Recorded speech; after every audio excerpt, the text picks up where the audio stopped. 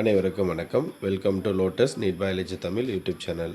நம்முடைய YouTube channel நம்ம இன்றைக்கி பார்க்க போகிறது ரொம்ப இம்பார்ட்டண்ட்டான ஒரு நியூஸ் தான். என்ன நியூஸ் அப்படின்னாக்கா, நமக்கு பிஓ எக்ஸாம், அதாவது பிளாக் எஜுகேஷன் ஆஃபீஸர் அப்படின்ற எக்ஸாம் வந்து பிறகு நமக்கு நோட்டிஃபிகேஷன். ஸோ நவம்பர் மாதம் வரப்போகுது.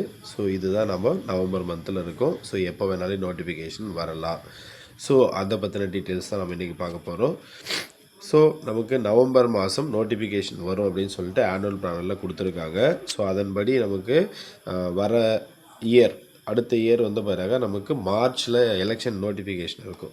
அந்த மார்ச்சில் எலெக்ஷன் நோட்டிஃபிகேஷன் இருக்கிறதுனால நமக்கு மேக்ஸிமம் வந்து பாருங்க இருக்கிற எல்லா எக்ஸாமும் அவங்க நடத்தி முடிச்சிருவாங்க, இல்லை அட்லீஸ்ட் அனௌன்ஸ்மெண்ட்டாவது பண்ணிவிடுவாங்க. அந்த வகையில் நமக்கு இருக்கிற எல்லா எக்ஸாமுக்கான நோட்டிஃபிகேஷனும் 1 by 1 வந்து பப்ளிஷ் பண்ணிட்டே வராங்க. அதில் இன்னும் 2 பெண்டிங் இருக்குது. அதில் ஒன்று வந்து பார்த்தாக்கா யூஜிடிஆர்பி அப்படின்னு சொல்லக்கூடிய அந்த பிடிடிஆர்பி எக்ஸாம் ஒன்று பெண்டிங் இருக்குது. ஸோ அது வந்து பார்த்தாக்கா அடுத்த மாதம் வரும் நோட்டிஃபிகேஷன். எனக்கு தெரிஞ்சு டிசம்பரில் வரதுக்கு நிறைய பாசிபிலிட்டிஸ் இருக்குது. ஸோ ஏன்னா இப்போ டெட் எக்ஸாம் அனௌன்ஸ் பண்ணியிருக்காங்க. டெட் எக்ஸாம் வந்து பார்த்தாக்கா கம்மிங் சண்டே நடக்க போகுது. ஸோ அது நடந்து முடிஞ்சு ஒரு மாதத்தில் ரிசல்ட் போட்டுருவாங்க. அந்த ரிசல்ட் வரத்துக்கும் இவங்க நோட்டிஃபிகேஷன் போகிறதுக்கும் கரெக்டாக இருக்கும். ஸோ அடுத்தது வந்து பார்த்தாக்கா நமக்கு இந்த பிஓ எக்ஸாம் தான் இருக்குது. ஸோ இதில் வந்து பார்த்தாக்கா 51 வேகன்சி நமக்கு ஆனுவல் பிளானில் கொடுத்துருக்காங்க. ஸோ இது கண்டிப்பாக வந்து பார்த்தாக்கா இன்க்ரீஸ் ஆகிறதுக்கு பாசிபிலிட்டிஸ் இருக்குது. ஸோ இதுக்கான எக்ஸாம் பேட்டர்ன் பார்ப்போம். நமக்கு ஸ்க்ரீனில் தெரியுது பாருங்கள், இதுதான் வந்து பார்த்தாக்கா exam pattern. So PO exam 2025, ஏன்னா நான் 2025 வரும், 2026 தான் எக்ஸாம் நடக்கும். ஸோ அதனால் அப்படி கொடுத்துருக்கேன். ஸோ எக்ஸாம் பேட்டர்ன் அப்படின்னு எடுத்துக்கிட்டாங்க, நமக்கு சயின்ஸில் டோட்டலாக 24 கொஷின்ஸ் வரும். சயின்ஸ்லேருந்து 24 கொஷின்ஸ் வரும். மேக்ஸ்லேருந்து 24 கொஷின்ஸ் வரும்.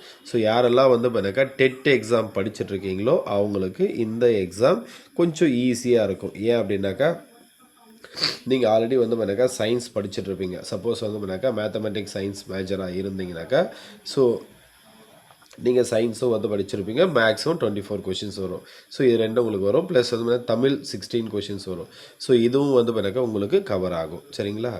ஸோ அடுத்தது இங்கிலீஷ். ஸோ இந்த கொஷின் இதுவும் வந்து பார்த்தாக்கா டெட் எக்ஸாம். அப்போ டெட்டை பேஸ் பண்ணி நம்ம டெட்டுக்கெல்லாம் யாரெல்லாம் படிச்சுட்ருக்கீங்களோ அவங்க டெட் எக்ஸாம் முடிச்சோன்னே அடுத்து என்ன பண்ணுங்கள், அப்படியே ரெகுலராக உட்காந்து படிக்க ஸ்டார்ட் பண்ணுங்கள். ஸோ ஏன்னா வந்து பார்த்தாக்கா இன்னொரு ஆப்பர்ச்சுனிட்டிஸ் இருக்குது. சரிங்களா? யூஜிடிஆர்பி நீங்கள் டெட் எக்ஸாம் பாஸ் பண்ணிடுங்க அப்படின்னாக்கா நீங்கள் யூஜிடிஆர்பி படிங்க. ஸோ டெட் எக்ஸாம் வந்து பார்த்தாக்கா ஒரு சிலர் வந்து பார்த்தாக்கா ட்ரை பண்ணிகிட்டே இருக்க மாட்டாங்க. ஸோ அவங்க வந்து பார்த்தாக்கா இந்த பிஓ எக்ஸாமுக்கு நீங்கள் படிக்க ஸ்டார்ட் பண்ணுங்கள். ஸோ அப்போ வந்து பார்த்தாக்கா அடுத்தது வந்து பார்த்தாக்கா ஜியாகிரஃபியில் வந்து பார்த்தாக்கா 10 கொஷின்ஸ் வரும். ஸோ அடுத்து வந்து பார்த்தாக்கா